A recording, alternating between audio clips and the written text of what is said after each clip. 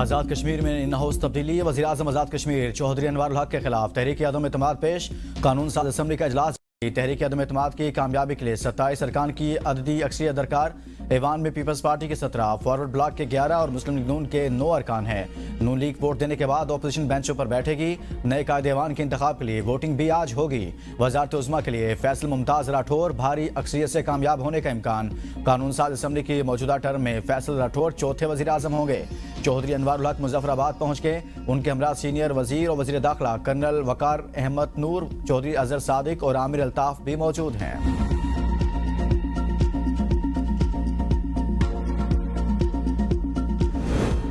आज आज़ादी का दिन है, आज के दिन को क्यों ना मनाया जाए। वज़ीर आज़म आज़ाद कश्मीर चौधरी अनवर उल हक का तहरीक अदम एतमाद पर रद्द-ए-अमल। कहा, खुशी है कि जाने का इरादा 6 माह पहले कर लिया था। ये तहरीक अदम एतमाद मैंने अपने शौक, ख्वाहिश और अक्ल फ़िक्र से मुसल्लत की। अल्लाह से दुआ की थी कि 6 माह मुझे मखलूक की खिदमत के लिए दे। नए आने वालों के लिए नए ख्वाहिशात हैं।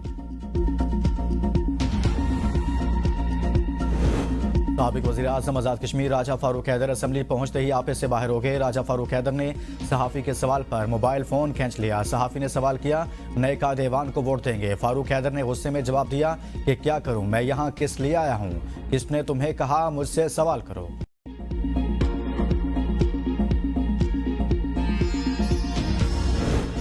आज़ाद कश्मीर में अवामी राज आने वाला है, लोग मुस्बत तब्दीली देखेंगे। अरकान असम्बली के इजलास से कबल इजहार ख्याल। मियाँ वहीद ने कहा, हम माजी में झांकने वाले नहीं, मुस्तकबिल देखेंगे। ज़िया कमर ने कहा, जो खुशी पीपल्स पार्टी के कारकुनान और वज़रा के चेहरों पर है, वही खुशी कश्मीरी अवाम को भी मिलेगी। हमारे पास 6 महीने का वक्त है, भरपूर मेहनत करेंगे। चौधरी बोले, नए कायदे के इंतखाब के बाद तामीर और तरक्की का नया सफ़र शुरू होगा। जो काम रुके हुए थे, हम इन्हें वुसअत देते हुए आगे बढ़ाएंगे। ये जमहूरियत का हुस्न है। नबीला अयूब का कहना था कि पीपल्स पार्टी अवामी हुकूमत है। मैं आज खुश हूँ, आप अवाम का राज देखेंगे।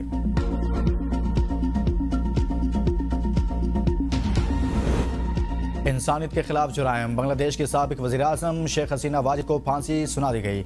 एक केस में उम्र कैद भी भुगतना होगी। शरीक मुजरिम साबिक वज़ीर दाखिला असदुज़्ज़मा को भी सजाए मौत का हुक्म। रियासत से ताउन पर साबिक IG अब्दुल्ला मामून की सजाए मौत 5 बरस कैद में तब्दील कर दी गई। अदालत में जज्बाती मनाज़र, चांबाक अफराद के लवाहिकीन की आंखें नम हो गई। लवाहिकीन का तालियां बजाकर फैसले का खैर मकदम। फैसला 3 रुकनी इंटरनेशनल क्राइम्स ट्रिब्यूनल ने सुनाया। साबिक वज़ीर आज़म शेख हसीना वाजिद के खिलाफ फैसला 450 सफ़ात पर मुश्तमिल है। बांग्लादेशी अदालत ने करार दिया कि शेख हसीना वाजिद ने मुजाहिरीन पर मोहलिक हथियारों का इस्तेमाल किया। ढाका में सिक्योरिटी सख्त, पुलिस कमिश्नर का हंगामा राई करने वालों को देखते ही गोली मारने का हुक्म। 2024 में मुजाहिरों के दौरान 1400 अफराद हलाक हुए थे। इस्तिगासा ने साबिक वज़ीर आज़म शेख हसीना वाजिद को सजाए मौत की दरख्वास्त की थी। मुकदमे का फैसला मुल्क भर के TV चैनल्स पर बराह रास्त दिखाया गया। पाकिस्तान की पहली विफाकी आईनी अदालत का पहला फैसला। खैबर पख्तूनख्वा हुकूमत की अपील पर पेशावर हाई कोर्ट का आजरा और अजीरा के मुतल्लिक फैसला मुअत्तल, हुक्म इम्तना जारी। जस्टिस हसन अजहर रिजवी ने रिमार्क्स दिए कि गरीब मजदूर के पास सिक्योरिटी डिपॉजिट की मद में इतना पैसा कहां से आएगा। एडिशनल एडवोकेट जनरल ने कहा, कानून है कि मजदूर के हक में फैसला आए तो निजी इदारा अपील में वाजपात सिक्योरिटी की मद में जमा कराएगा। विफाकी आईनी अदालत में पंजाब रेवन्यू डिपार्टमेंट के मुलाजमीन की मुस्तकली की दरखास्त पर समाअत। अदालत ने दरखास्त गुजार मुलाजमीन को वकील करने की मोहलत दे दी। आईनी अदालत ने बगैर वकील केस में हुक्म इम्तना की फौरी इस्तदा मुस्तरद कर दी।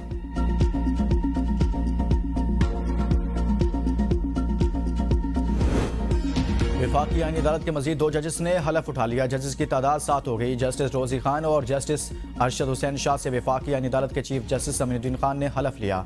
तकरीब हलफ बर्दारी इस्लामाबाद हाई कोर्ट के कॉन्फ्रेंस रूम में हुई। चीफ जस्टिस अमीनुद्दीन खान ने 3 बेंच तश्कील दिए। बेंच नंबर 1 में chief justice Aminuddin Khan, justice Ali Baqar Najafi और जस्टिस अरशद हुसैन शामिल। Bench number 2 justice Hasan Azhar Rizvi, justice Karim Khan Agha पर मुश्तमिल। बेंच नंबर 3 में जस्टिस आमिर फारूक, जस्टिस रोजी खान शामिल हैं।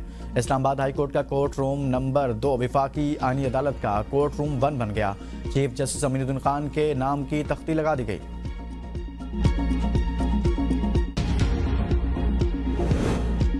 लाहौर हाईकोर्ट के जस्टिस मोहम्मद इकबाल की 27वीं तरमीम के खिलाफ दरखास्त पर समाज से माजरत। फाइल चीफ जस्टिस आलिया नीलम को अरसाल कर दी। दरख्वास्त गुजार का मौक़िफ़ है कि 27वीं तरमीम से अदलिया की आज़ादी मुतासिर होने का अंदेशा है।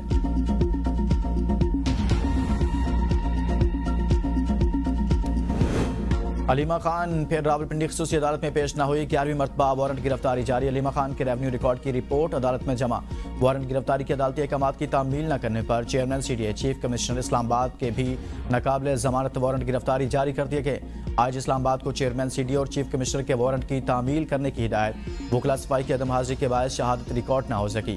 अलीमा खान और दीगर मुलजमान के खिलाफ 26 नवंबर एहतजाज का मुकदमा थाना सादकाबाद में दर्ज है।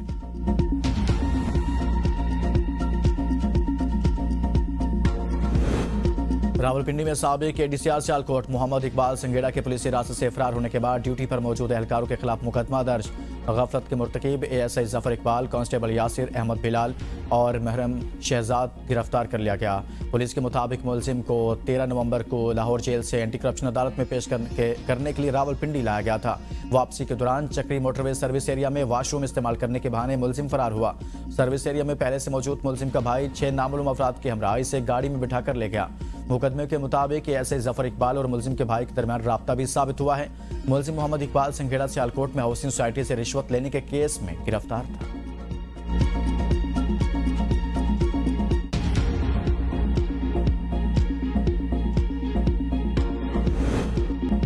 पंजाब भर में दफा 144 के नफाज में मजीद 7 रोज की तोसी। एहतजाज, जलसे जुलूस, रैलियों, धरनों और अवामी इज्तिमात पर पाबंदी बरकरार। 4 या ज्यादा अफराद का अवामी मकामात पर जमा होना मुकम्मल ममनू करार। शादी की तकरीबात, जनाजे और तदफीन पर इस पर पाबंदी का इतलाक नहीं होगा।